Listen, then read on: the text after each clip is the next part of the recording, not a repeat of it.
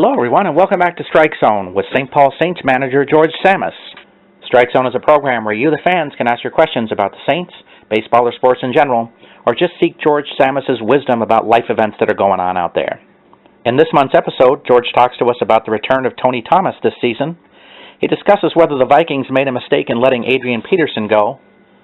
And George gives a reality check to a 22-year-old who thinks Major League Baseball is easy to play. So let's get right to Strike Zone. So let's welcome back the very snowed-in George Tsamis there. George, first of all, do you have team updates you'd like to provide for us?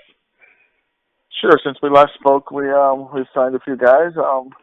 Tony Thomas being one of them, who obviously he was a very valuable player for us last year. He and got some clutch hits and some big hits there at the end. He can play anywhere. He can play infield. He can play outfield. So it is nice to have him back, and he's a good guy to have in the clubhouse. We've also signed Cory Williams back, a left-handed pitcher that mainly reliever, but we had him start a few times last year because we lost those starting pitchers there the last month of the season. And he did a really good job. When he did start for us, and that's a lot to ask a kid to do. But he did a good job. He has good stuff, man. That fastball, that 90-mile-per-hour fastball from the left side, and we feel he can be a really, really good reliever for us. So we're glad to have him back. Benji Wade, who did a good job, from the right side in the bullpen for us, he'll return as well. And the kid that was just sitting at home one day, we lost a pitcher, called him up, and he was with us the next day. So he's a great kid. It's good stuff, and so we hope he can have another solid season. And we acquired Ken Frosch in a trade from Evansville in the Frontier League. Had a really, really good year there in the Frontier League. He'll be coming up to our league with his, more experienced hitters, and we'll see if he can, do the same thing here. But it's nice he's classified as a rookie, and it's nice to have a good solid rookie from the left side in the bullpen. Yeah, so that's what we've done at this point. I wanted to ask about Cory Williams because I think at one point last season he was interested in becoming a starter. Is he just going to be in the bullpen for you? Yeah, he'll be a reliever, and he'll do whatever. But I think he'd prefer being a reliever, and that's probably the best thing. And we feel he'll be good down there. But again, he did a good job starting. His stuff is really good. The thing with him is command. If he can throw more strikes, he's a real tough pitcher to hit. And then he had some quality starts last year, and this is a guy that is a reliever that we have to start. So he'll be tough from the left side to hit. So we like him coming out of the bullpen. Before we head into fan questions, I had quite a few people that wrote in after Sunday asking what you thought would be your final four picks. So I thought you could share that with us there. Sure. I would give you some if I knew of any of the teams or any of the players, but I don't follow it at all. I couldn't even tell you.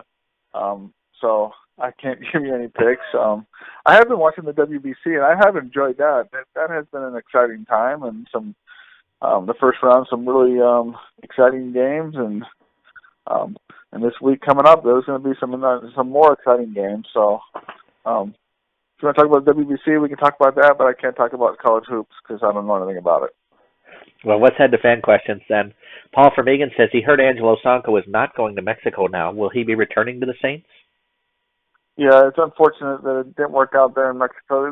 They changed some rules in the league there, and so some guys that were hoping to go, I think they kind of got bumped out, and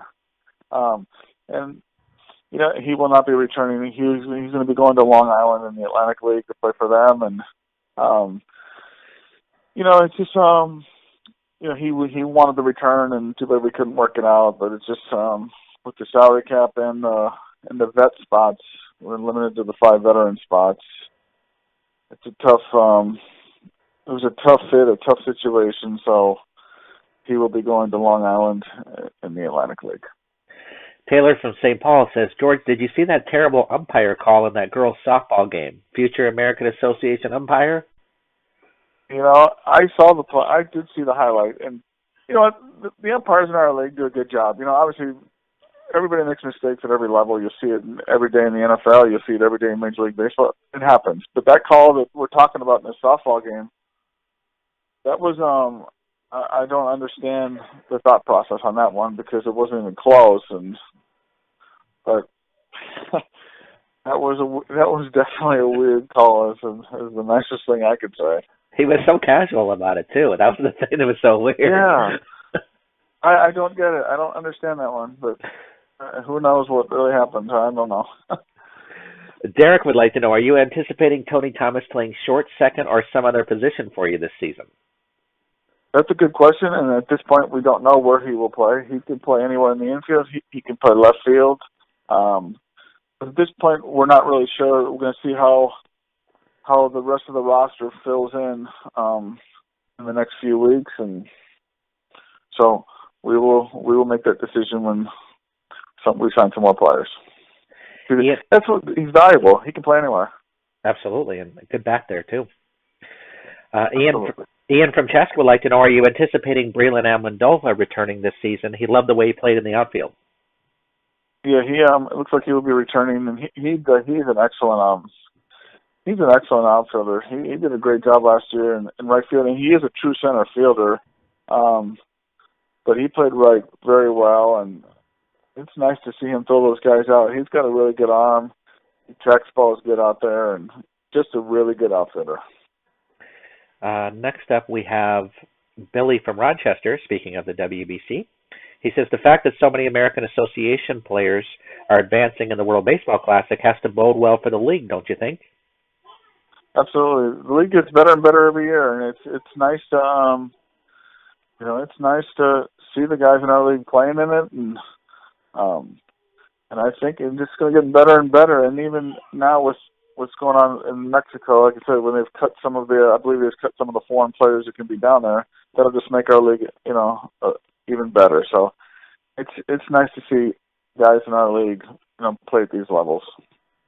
Christian from Fargo would like to know: how likely do you think it is that Eric Gagne can make a comeback? You know what? I read it like everybody else, that he was throwing, 95, whatever. If he has the stuff to do it, it's worth a shot. Why not? It's give him a shot, and hey, if he earns the opportunity and he earns the spot and does well, and if somebody brought him into spring training to see how he looks, great. If he deserves it, pick him. If not, then it can't hurt to give it a shot. Sammy would like to know: who do you think are the two World Series teams at this point? I guess on paper you have to say the Cubs and the Red Sox. I mean, they kind of look the best, but you know how this works every year. There's different teams in there every year, teams you don't expect in there, so we probably won't see either one of them in there, but I would have to say at this point the Cubs and the Red Sox look to be the favorite. Now we have a whole bunch of football questions for you. First is James from St. Paul says, do you think the Vikings made a mistake in letting Adrian Peterson go? It probably depends who they replace him with. I guess we'll find out. But, a lot of it is it's just a tough thing. When you're in the salary cap business, it's tough to do it. And that's like in our league as well, too. Even like the Stonk was a perfect example of it. It's just with the salary cap, it's tough to fit everybody in there. And at this point, yeah, okay, does it look like a mistake they let him go? Maybe, but you just don't know how it's going to play out, and you just don't know who they replace him with. So that question will probably have to wait till the season starts to see who they plugged in for him. I think people forget too is that when you have a salary cap like that and a guy who demands such a huge salary and coming back from a big injury, you really don't know if you can afford to pay that kind of money to somebody who you don't know what they're going to give you for the season. Yeah, see, it's tough because it's not like it's Major League Baseball where you can just sign anybody you want and whatever. There's no salary cap. It's a tough thing. So again, I deal with it every year, and you try to fit everybody in there under the cap, and I don't know their cap situation, but he did get injured, and it's just a tough thing. There's some tough calls you have to make, and hopefully it's the right one. Back on Adrian Peterson, Angel from Lino Lake says, you have to be pretty excited that Adrian Peterson is looking to join the Patriots. How well do you think he would fit in there since he would not be the featured guy? Who knows where he ends up in the Patriots. We all read about this and that, and you read about the guy going to this team, that team, and if he ended up there, that's great. But I don't think it matters who the running back is for the Patriots. They get things done. Their quarterback's pretty good. Their coach is pretty good. So I don't think it matters who the running back of the Patriots is. But if he ends up there, it's a great thing for him. Andre from Minneapolis says, you've seen a lot of sports injuries in your time. Should we be really worried about Teddy Bridgewater and when he'll be back? Yeah, that's a sad thing. You know, he has such a bright future, and to have that injury, and you heard last year when it happened, he's out for the year. But then, I guess from what the little I've read this year, he's not going to be ready to go this year either. I don't know if it's just for the beginning of the season or through the whole season. That's just a terrible thing because I thought he was going to be a really good player, and seems like a really good guy to have, and so you just hope eventually, whenever it is, he gets back and healthy and can get the job done. Carl says, I don't see the Vikings doing much to improve themselves. He's getting worried.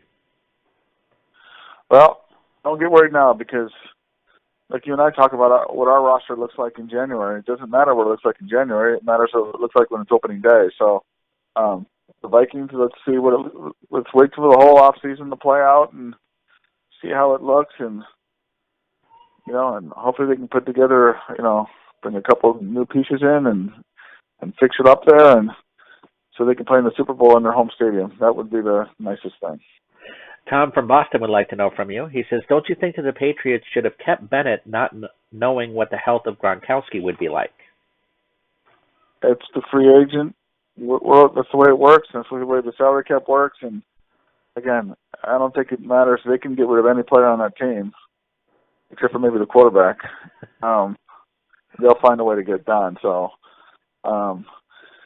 and Bennett, you can't blame him. He got a good deal. He's on a Green Bay, I believe, and good for him. And the Pats will be fine without him. They'll find a way. As long as that guy with the hood is wearing on the sidelines, I think they'll be fine. So, absolutely, it's very accurate. Aaron from St. Paul says, why do people watch this silly NFL combine? I mean, isn't there something more relevant they can do, like picking lint out of their belly button or watching a pot of water boil? Some people enjoy it, People enjoy it. It's interesting to some people, and why do some people watch The Bachelor? It's just interesting to some people, and there's some neat things when you see those guys, how fast they run and what they do. It's, now I won't sit there and watch the combine every day, but there's times I've seen it, and it's like, wow, that guy's. It's impressive to see some of the things they do. So, if you're not interested in it, you don't have to watch it. Nate from St. Paul would like to know. He says, there was a football player, and he doesn't remember what his name was, who said that a lot of players in the NFL don't really like playing football. Do you think that becomes true for a lot of professional athletes, that they get sick of their sport? You know what? That is an interesting question. I believe it was Jordan Cameron who said that. He's a tight end. He's played for the Dolphins. It is interesting. You just hope that guys play for the right reasons. But at times, maybe when guys get those big contracts, maybe they don't. That is an interesting question. It would be an interesting thing if everybody had 1-year contracts every year, and then we'd see if that changed. But I just can't speak for other people. That's a tough one. You hope guys are playing for the right reasons, and you hope guys want it, and you hope guys are mentally tough enough, to play. Dennis from Anoka asks, he says, George, I know you don't follow hockey much, but I'm interested on your take on this because you talked about how you don't like players leaving to join their arch rivals. So what do you think of this? The coach of the Boston Bruins, which was Claude Julien, was fired, and a week later he was the coach of the Montreal Canadiens. Isn't that crazy as well? That is crazy, and it's weird. But he was fired, though. It's not like he was a free agent and just decided to go. They fired him, and that job came up. I did hear a little bit about that, and good for him. If somebody, you lose your job somewhere, and I guess you have the right to go find a job somewhere else, and I guess it worked out for him. 2 questions on George's favorite show, his favorite topic, I think, in general. First is Mary from Minneapolis, who says, George, they are going to make a spin-off to The Blacklist. What are your thoughts? Yes, I have seen it, and it's okay. It's I do watch it, and but obviously not as good as it's tough to top The Blacklist first 3 seasons. So Lynn would like to know, she says, how did The Blacklist not win the People's Choice Award for the top crime drama? It's the best show on television. You know, I don't know. Like I said, the first 3 seasons to me were outstanding. And in all honesty, I'm being one of the biggest fans of the show. This season has been a little slow. It hasn't been as good. But I do watch it, every week. But just like I told you a while ago, you need to just hook on and watch the first 3 seasons or watch the first episode of season 1, and you won't be able to stop. But I don't think you've done that yet, even though I've asked you to do it. Okay, all right. I feel bad now. I'm going to get into it now. You're too busy though, anyways, because if you start watching, you won't be able to stop. And I get it, because so many people have told me, hey, you got to watch this show, but I don't have time to do it, and I don't want to start watching the show and get too hooked on it. So I do get it. But if you're bored one day, just pull up the first season, pull up the first episode, and we'll see if you can stop. Okay, I'll pull it out on Netflix and start watching there. I'm going to have to cave in now. So our last question. You can update us. Yeah, you can update us on the next episode. You can update it. Our last question comes from somebody calling herself Sick and Tired. Says, please help. My 22-year-old boyfriend has not played baseball since he was like 17, but he thinks he can make it to the majors because he's such a quote-unquote great athlete. Please give him a dose of reality. People don't realize how tough it is. Maybe a great high school player, and maybe he could succeed, but once you get out of high school, the higher you go. I say it all the time, the higher you go at every level, there's always somebody better, and that's the way it works out, and it's pretty tough. And if he feels that way, that he is that good, maybe he should go to a couple of tryouts and go up against some guys and see how it plays out. Send him to that St. Paul Saints tryout and see if he can even make that. That's a good start for him, I would think. Yeah, there's a start right there. Go to that and see. You just never know with these things, Guy comes to an open tryout. Charlie Rudd came to one, and he was the all-time winningest pitcher in Saints history until Cole came along. Wow. You never know. Absolutely. Well, thanks for joining us this month, George. Okay, thank you, and we'll talk to you later, okay? We want to thank Manager George Tsamis for joining us on Strike Zone this month. If you have your own questions you'd like to ask the St. Paul Saints manager, please send them to us at askgeorge@minorleaguesportsreport.com. That's askgeorge@minorleaguesportsreport.com. During the off-season, we'll be recording this show at the beginning of each month, so please send your questions to us prior to the first. I'm Rob Pannier, the managing editor of the Minor League Sports Report. We'll see you next time on Strike Zone.